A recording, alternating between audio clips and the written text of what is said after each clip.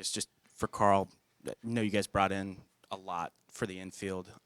Just kind of, what have you seen out of those transfers who are kind of coming in and competing, and how do you just kind of see the infield shaking out coming into the year? Yeah, there's three guys with a lot of experience, and Cooper Weiss, Javon Hernandez, and Derek Fabian, to go along with some returning players that have some experience too. I think of Caden Green, who started every day on a team that hosted a regional last year. But those guys have shown a lot of baseball awareness, a lot of savvy, a real good workman-like mentality. So they've been great additions. They all have really good feel for the game, and I think you'll see all three of them playing a big part, of our offense and on the infield. Gabe, kind of the same question. You get, Stanfield back, Bobby Pierce back, bringing Mason Manners, but you got a lot of options in that outfield spot. Is it kind of figuring out the bits and pieces together now? Yeah, it is. You're right. When you look around, I think we got experience in the outfield. Bobby, we kind of mess with him. He probably should be running a company by now or something. But a lot of baseball experience in right field. Chris came in the middle of the year, started playing. Still learning a little bit from center field. Played left last year, being kind of the captain out there. And Mason is a senior. He's played 3 years of college baseball, and then you got two freshmen, Cole Edwards and Cade Ballou, who are top to bottom, if you will, about as talented as anybody we have. And they're just young and they're still learning and growing. But man, you come watch them in practice a couple of days, and you can tell these kids can really play baseball. And so we've got depth. Another guy, Javon Hernandez has played a little bit of outfield. We've popped Ike Irish out there a little bit. Just you never know where the season may take you, and so we've definitely got options. I joke with the guys when I'm moving them around. It's like when you unleash the dogs of war, you never know where it's going to go, and that when the season starts, you don't ever know. And it's always nice to have options, whether it's a pulled hamstring or just whatever, a sore arm. You got to be able to play multiple spots, and so we've kind of cross-trained every one of those guys to play in different spots. But right now as it stands, Bobby and right, Chris in center, and Mason in left, and those other guys kind of filling in all different places. I guess for Gabe, you bring back Ike, who obviously had an incredible freshman year, but just a guy who I know when he came in was really developed at the plate. But just how have you seen him kind of grow as a hitter this offseason? One thing that Ike doesn't lack, and that really every great hitter doesn't lack, is confidence. Ike is so sure of himself that he is going to find a way to hit the ball, and hit the ball hard. And his compete gene is through the roof. He lives and breathes to be in the competition in the box, and I've seen that only grow. Even as a freshman, he was like that, but now he's got a year of experience knowing he's faced the best of the best. He's had success. He's had big moments. I think if you're talking about the technical aspect a little bit, I think he would tell you, I would tell you as well, that with the amount of talent he has, I think the ability to hit the ball out of the ballpark is going to increase as he gets older, really learns how to have his legs underneath him a little bit more. But I think that's it. I think the growth and maturity of the leadership with him. We stopped the video yesterday just to watch him leg out a double that shouldn't have been a double. And Coach Thompson makes a comment, when your one or two most talented players are busting it out of the box and legging what should be singles into doubles in inter-squad games in early February, some leadership's taking place. And so there's a little bit of some adjustments with the hitting side that I think is going to help him drive the ball a little bit more. But I love the growth and maturity of the confidence that is just oozing out of him, along with the leadership that he's going to play the game a certain way and everybody else is going to too. Yeah, I got a couple. First, Karl, going ahead and continuing on that, how's he looking as a catcher? How's he developing those skills defensively?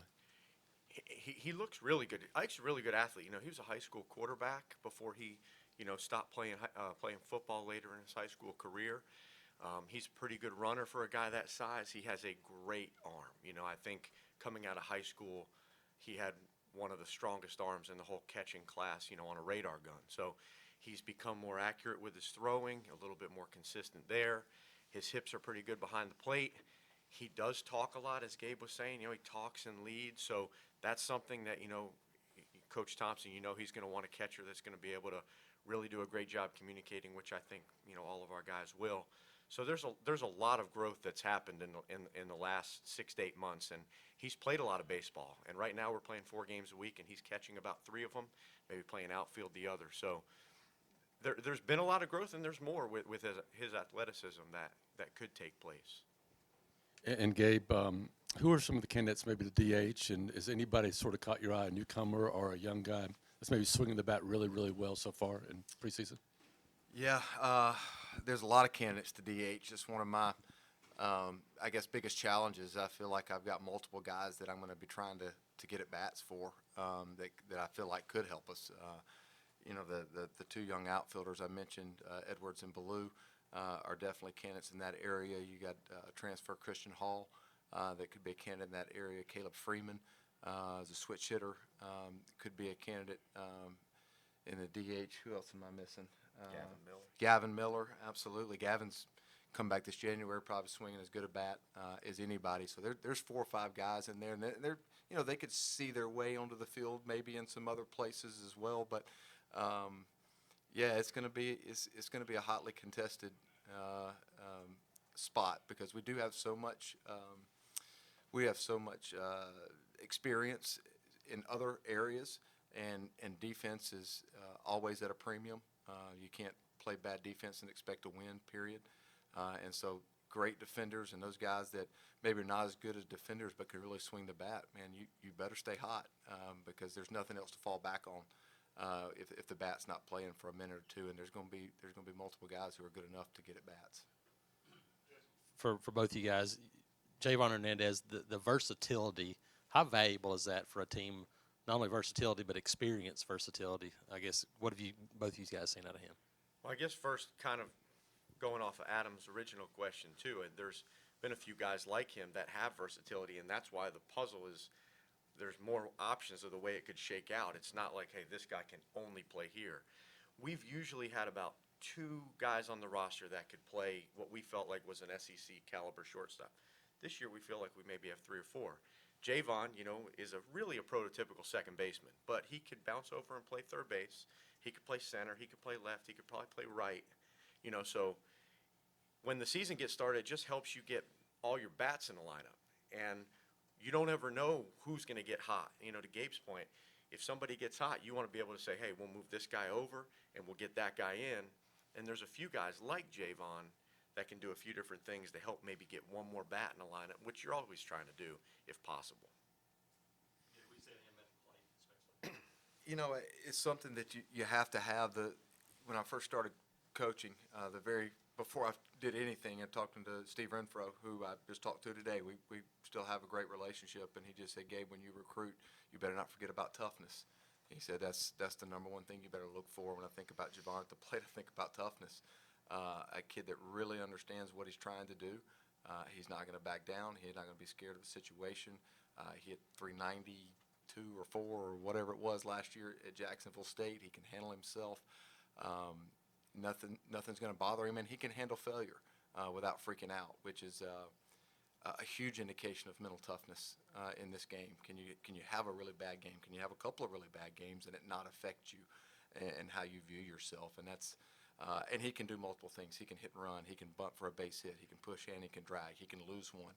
He can use the other way with 2 strikes. There's a lot that he does with a bat in his hands, and he's a fairly short in stature, and if you take that in a positive way, his swing's pretty short. He doesn't get long. He can catch up to fastballs. There's a lot of good things to like about it. The main thing I like about it is his presence and his toughness. Gabe, you talked about Ike's expected increasing power and things Yeah. like that. How many guys do you have that you feel good about their ability to drive the ball? In moments, there won't be many guys in the lineup that I don't think would not have the ability to lose one. Just the other day, Chris Stanfield left the ballpark. He's definitely got the ability to do it. Derek Fabian hit one out the other way. I don't think I'm looking for either one of those guys to hit 20, but they can. I would say if you're looking, you're going to look in the middle of the lineup, and I think you're going to find Ike there. You're going to find Cooper McMurray there. If you really look at his numbers from last year, not only his ability to drive the ball to the ballpark, but to walk and to get on base, he might be the most underappreciated part of that offense last year. And he was hurt for about 3 or 4 weeks, and so I think he only had 150 at bats or so, and still hit, I think, 14 home runs. And if he didn't lead us in on base percentage, it was pretty close. So Ike and Cooper, I think Bobby Pierce could be a guy that only hit 5 home runs last year, but he hit 10 the year before in 2/3 of a season, and he hits the ball as hard as anybody on our ball club. And I definitely think those three. And then you talk about the DH role. I think Christian Hall could, but everybody I mentioned in that DH role, if you gave them 200 at bats, could potentially hit 8, 10, 12 home runs. And so there's definitely guys that can do it. Mason Manners can get to the pull side a little bit and hit the ball out of the ballpark. And it's going to be about those guys finding their rhythm. As we say, getting hot at the right time and going through a period of time where they really get comfortable. And at the same time, I may be the only hitting coach in America that never talks to his players about hitting home runs ever. And we've had plenty of guys hit a lot of them, but it's not something we concentrate on. And taking good passes at the ball on mistakes thrown by pitchers result in home runs. And the guys that can do that consistently are usually going to hit balls out of the ballpark. Gabe, Stanfield, do you think he's ready to be that consistent guy at the top of the order that can really impact games, put a lot of pressure on the defenses? He's sort of ready for that in year 2?